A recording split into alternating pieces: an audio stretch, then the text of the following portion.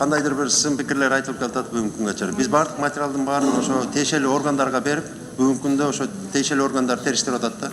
Анан жанагы интернеттен чыгып аткан паспорттун баары бул мамлекеттик каттоо кызматынан жазалбагандыгы аныкталып атат. Бул баягы бөлөк жактан жазалган жазалма паспорттор болуп чыгып атат. Аны кантип аныктадыңыздар Кыргызстанда жазалбагандыгын? Себеби бүткүл дүйнөлүк басма сөз булар Кыргызстандын граждандары деп атат да. Кыргызстан эл аралык коомчулуктун астында фабрика болуп калды да, террористтер үчүн паспорт баскан. Бул Кыргызстандын эл аралык беделине чоң кедергисин тийгизип атат. Мен өкмөттүн өкүлүнө сунуштар элем.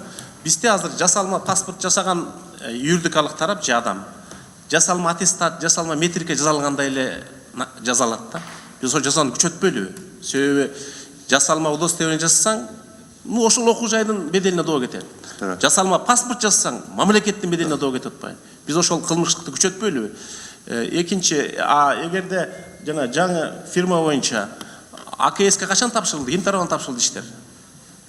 Биз мамлекеттик каттоо кызматы тендерде баягы утуучусун баягы комиссия аныктап бердик. Андан кийин независимый аудиторду текшерди. Андан кийин арыз түшүп, ошо бизди сатып алуу департаментине кайрылган, ошо тендерге катышкандар. Ошо департаменттен АКС менен бүгүнкү күндө ошо прокуратурага териштирүү иши жүрүп атат бүгүнкү күндө. Мыйзамдуулугун териштирип бүткөндөн дагы жолу кайтып көрбөйсүңүз.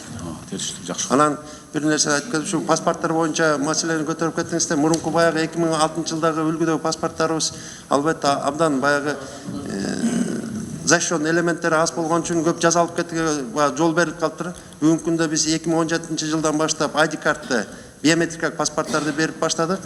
Бүгүнкү күнү мен ойлойм, бул паспорттарды жазоого эч кандай мүмкүнчүлүк жок. Рахмат. Тынчтык ырайым иштесиз.